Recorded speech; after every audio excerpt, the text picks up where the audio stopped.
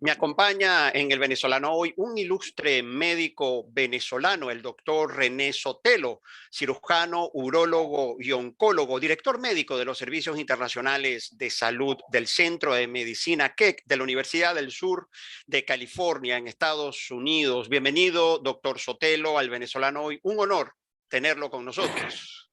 Imagínate, un placer. Gracias por la invitación. ¿Cómo está, doctor? ¿Cómo comienza este año 2022? ¿Cuáles son sus proyectos? Y se lo pregunto a uno de los principales cirujanos del mundo. ¿Qué nos puede decir? Bueno, seguir trabajando.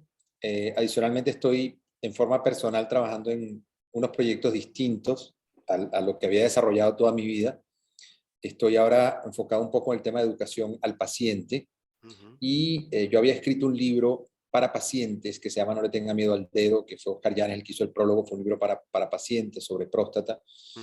Pero hoy estoy realmente enfocado en ese tema. Estoy documentándome, estoy generando toda una campaña de educación para el paciente. Hicimos ya una campaña de próstata, estamos por terminar una de testículo, donde le he pedido a una cantidad de amigos, pacientes, personas que tienen influencia en las redes y en los medios de comunicación, para ayudarme a comunicar el tema de la necesidad de medicina preventiva, cuáles son los síntomas iniciales de la mayoría de las enfermedades urológicas. Yo estoy convencido que tenemos un retraso, sobre todo en el material informativo en español, y por eso algunas enfermedades son más frecuentes en los latinos. Y creo que tenemos que insistir en ese tema para disminuir esa brecha educacional y lograr controlar o diagnosticar oportunamente muchas de estas enfermedades. Sí, doctor, efectivamente estoy convencido que hay una deuda de la comunicación en el área de medicina preventiva, porque es una medicina muy reactiva, la de emergencia, ya con síntomas en 5 horas en una sala de urgencia.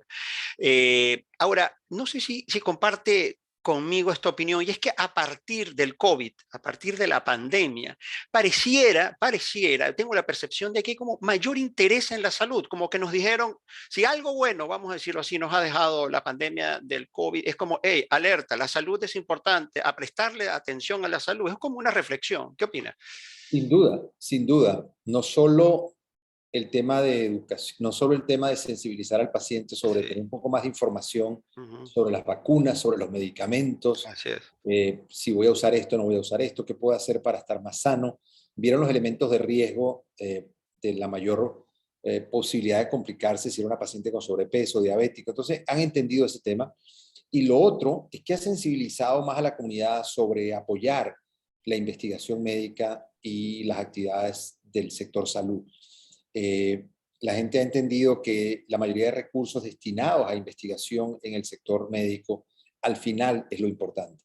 Yo entiendo que es importante los jugadores de fútbol, los jugadores de béisbol y las inversiones que se hacen en muchas de esas personas, pero realmente al final todo llega a la salud. Entonces, si realmente invertimos y destinamos recursos, los países, para el tema de salud, probablemente podamos estar preparados para este tipo de situaciones y tengamos una población más sana que al final puede rendir mucho más. Así es. Doctor, yo no me quiero despistar, ando respetando leyes este año, tratando ahí de respetar la norma y tengo un guión establecido. Y antes de entrar en patologías y enfermedades urológicas, sobre todo el de la próstata, tema no menor, quiero nuevamente regresar a usted como profesional venezolano que está en Estados Unidos y con mucho reconocimiento y prestigio. Pero usted es egresado de la Escuela de Medicina Luis Racetti, ¿cierto? De la Universidad Central de Venezuela. Doctor, cuando yo le menciono la UCB, ¿en qué piensa? Bueno, evidentemente me llena de mucho, siempre digo con mucho orgullo que soy hecho en Venezuela. Sí. Y lo digo que soy hecho en Venezuela porque no es lo mismo, sobre todo cuando trabajaba en Venezuela, Sí. no es lo mismo ir a un congreso americano de urología, que es como el Sí. Oscar, y ir invitado a dar una conferencia plenaria, o ir a presentar un video o ganar un premio.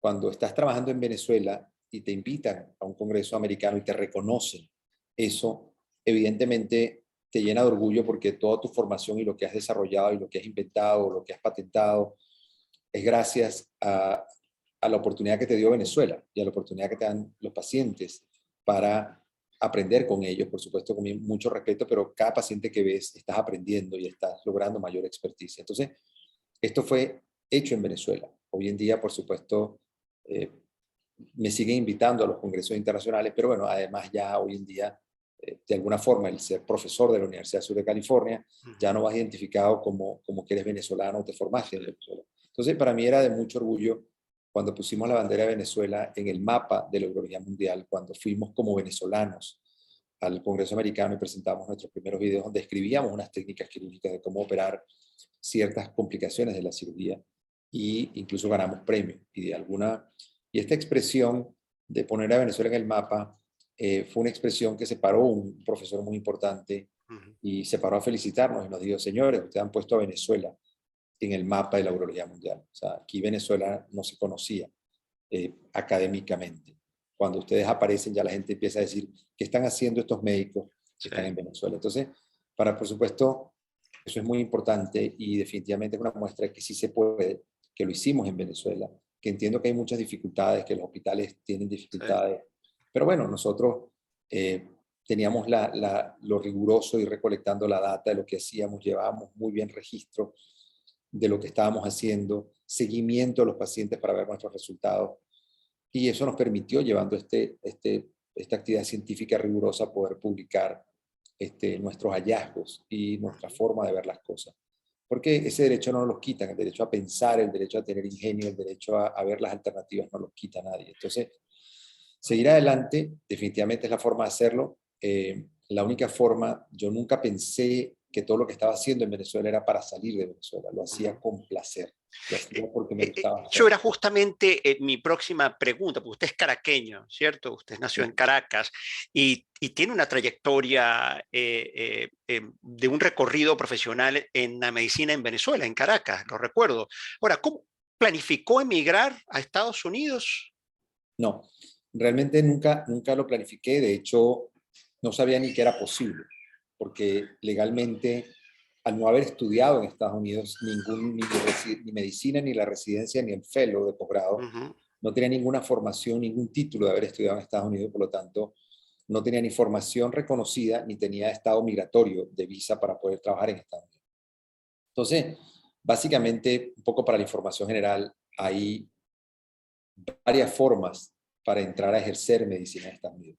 Una forma es venir, por supuesto, a hacer tu estudio de medicina y luego entras dentro del sistema de concurso. Si has hecho tu residencia, tu estudio de medicina aquí, concursa a un centro extranjero para optar a una plaza, a una opción para una residencia de posgrado, o si hiciste la residencia acá, aunque no hayas hecho medicina, viniste a hacer tu residencia de posgrado, puedes optar después a un fellow o un estudio, una super especialidad.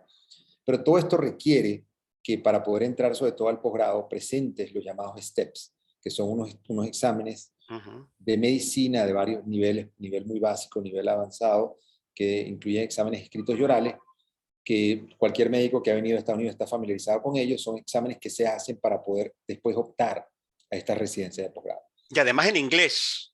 Estos exámenes son de alguna forma bien complejos. La Me mayoría de imagino. los jóvenes vienen y pasan 1 o 2 años estudiando solamente para pasar estos exámenes.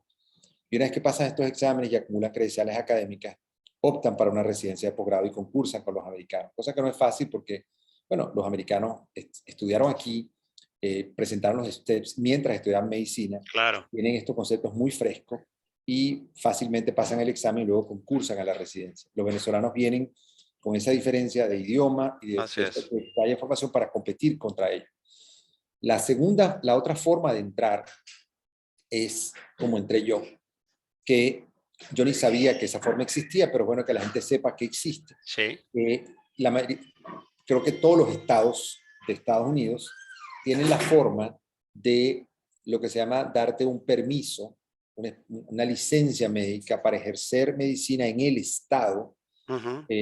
Todas las licencias en Estados Unidos se ejercen por estado, no te permite ejercer solamente en el estado donde tienes la licencia, pero bueno, te dan una licencia para ejercer en el estado, siempre y cuando tengas habilidades que ellos consideren que no hay o son muy poco frecuentes en ese estado. Entonces, la universidad respectiva que quiere traerte solicita al board médico de California, Sí. solicitó que ellos querían traer a René Sotelo sin hacer los steps, traerlo directamente como profesor, el nivel más alto era Invitado, como, digamos. Bueno, ¿y eso le no, ocurrió a usted? no como profesor invitado, te traen Sí. como, aquí en medicina hay varios rangos, Sí. que son profesor asistente, asociado, profesor y Ujú, profesor eméritus. La universidad cuando te trae ya como profesor, como el nivel más alto, porque se supone que tienes credenciales, ujú. por lo cual te están pidiendo. Entonces, la Universidad Sur de California le pidió al Board Médico de California que yo tenía credenciales que no había en el estado de California y que ellos solicitaban mi presencia. El Board Médico se reúne 2 veces al año y discute las solicitudes de las universidades. Ujú. Todas las universidades entran y discuten, yo quiero a este doctor, yo quiero a este doctor, yo quiero a este doctor, y más o menos se aprueban 4 o 5 al año para todas las universidades de California. Una vez que el dean de la Universidad de California lo presentó, él se retira de la reunión y se quedan los deans de las demás universidades, Ujú. UCLA, Stanford, San Francisco, Irvine, todas las que están en California y discuten el caso. Y dicen, mira, eso es verdad, ese doctor tiene habilidades que no hay, o yo tengo 10 igual a él, eso no es verdad.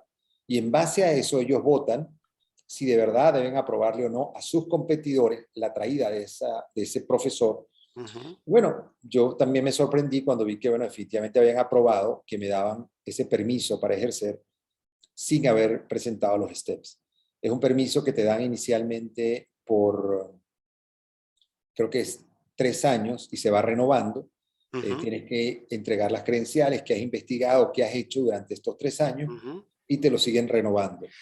Y ha sido así. Cada 3 años entrego lo que he hecho en 3 años, que he operado, que he publicado, que he hecho, y me han renovado este permiso para ejercer en el estado de California bajo la protección o dentro de las instalaciones del sistema médico de Sí. la Universidad Sur de California. Sí, y realmente una experiencia única, digamos, porque no es común, como como bien usted señala, de presentar credenciales y obtener una residencia, por decirlo así, por esa vía, ¿no? Eso no es muy Una común. vez, una vez que te dan la licencia médica, Ujú. eh, eso no era la visa, No era la visa, sí, pero sí, una sí. vez que te dan, la universidad me dijo, yo no le voy a tramitar la visa hasta que veamos si usted le dan la licencia, porque yo no hago nada con usted aquí si no puede operar. Ah, sí, Yo sí, quiero para claro. que opere. Entonces, una vez que me dieron la licencia médica, a la semana me dieron una visa O1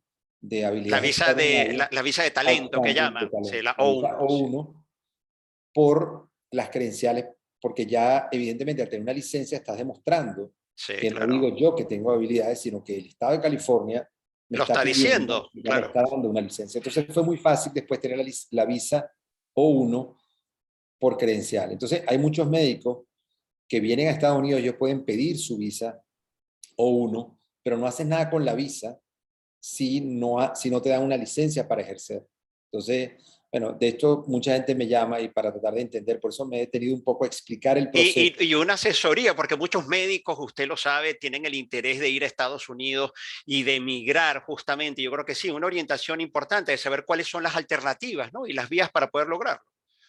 Entonces, es muy importante documentar toda tu actividad científica, porque eso es lo que aquí al final vale. Sí, Entonces, ellos revisan, tratar de ir guardando todo tu currículum, todas tus publicaciones, todo lo que hayas hecho, porque eso es lo que va en un momento dado sí, a sí, contar sí. si tienes planificado salir de Venezuela.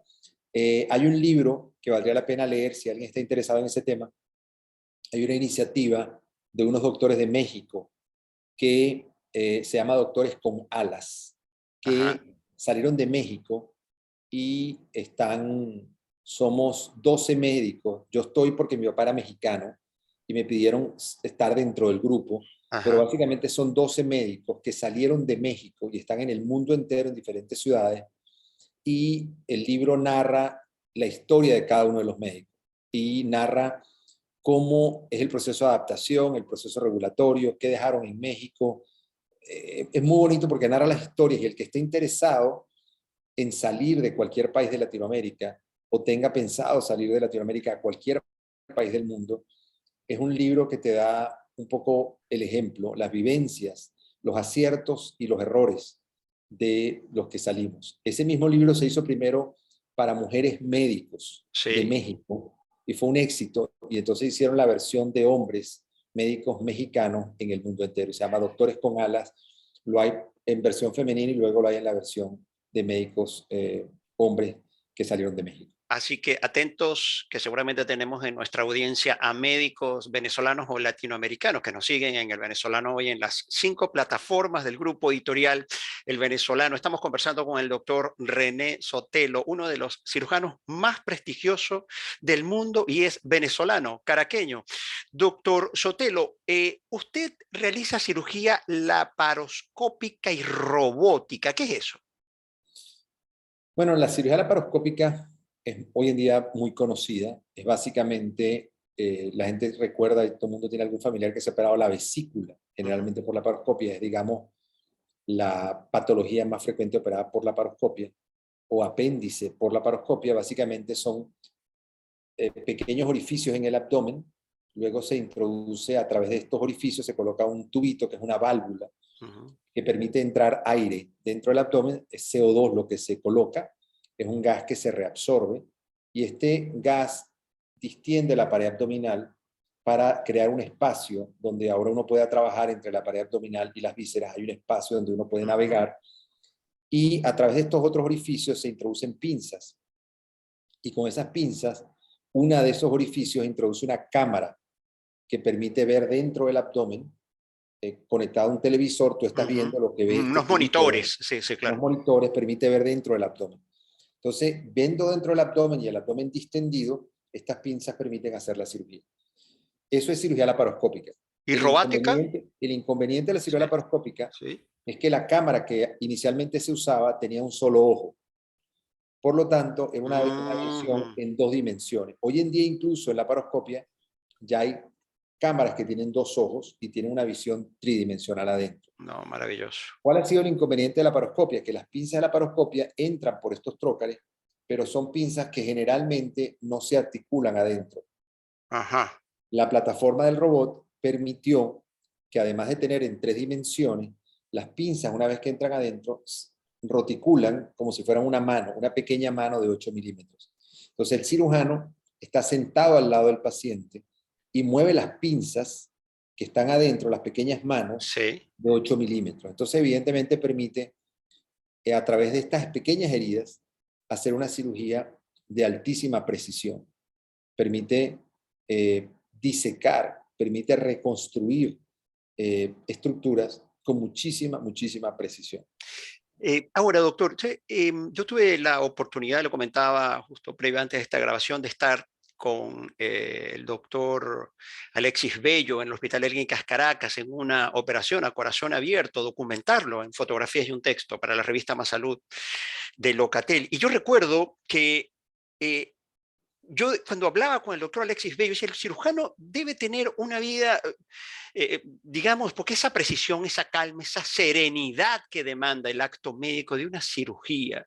Yo digo que los cirujanos, usted, por ejemplo, tiene una vida deporte, meditación, porque la vida emocional de hoy en día y tener ese desafío de tener una operación o como me decía el doctor en ese momento, que es un paciente que depende básicamente de usted, su vida. Se debate entre la vida y la muerte en ocasiones. ¿Es así en su caso?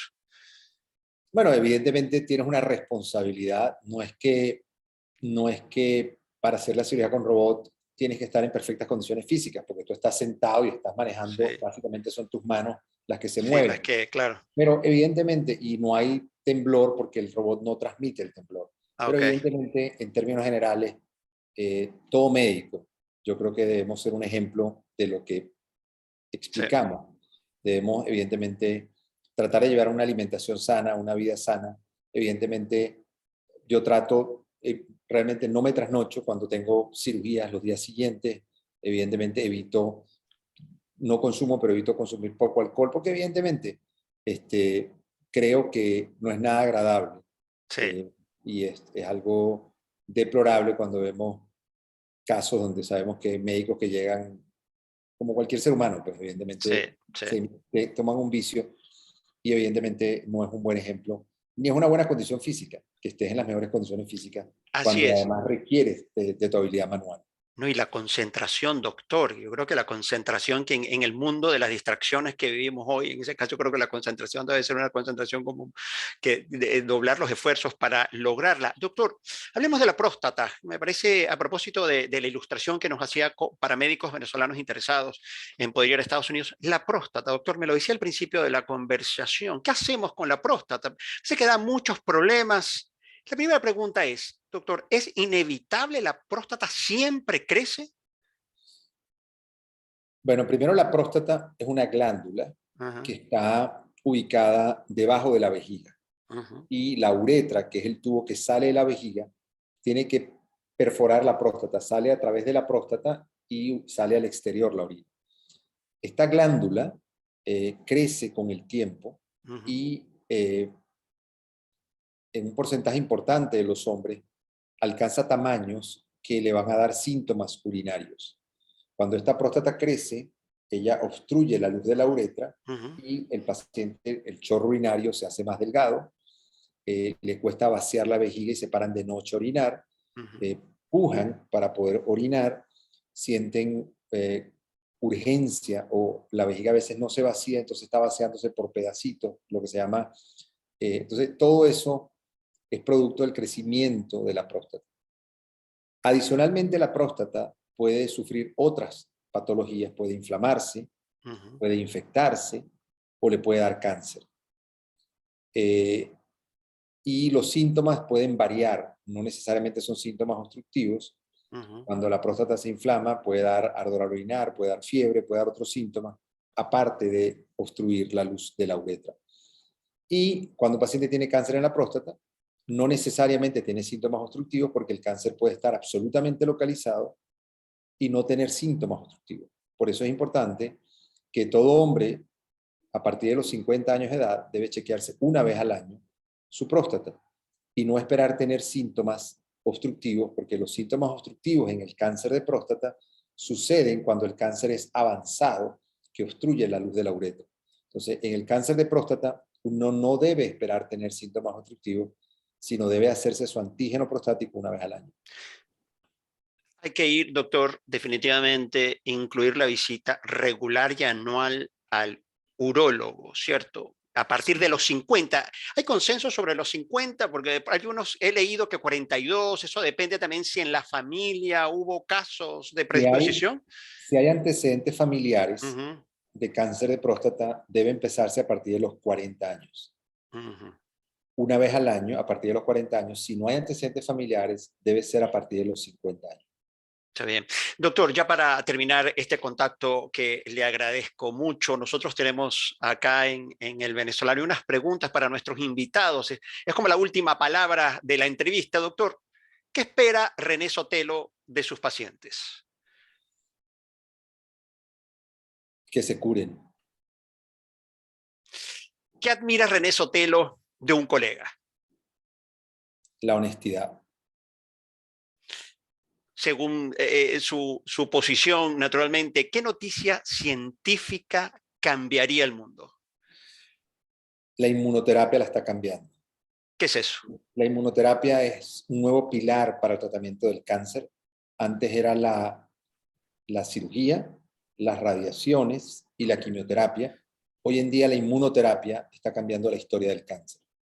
Sí. Doctor Sotelo, gracias por acompañarnos. Ha sido un gustazo y un orgullo conversar con usted en el venezolano hoy. Realmente saber que parte de nuestras transmisiones contamos con uno de los principales cirujanos del mundo y además sencillo, honesto en la transmisión de su mensaje, que básicamente también centrado, unos mensajes centrados en el paciente y en la curación.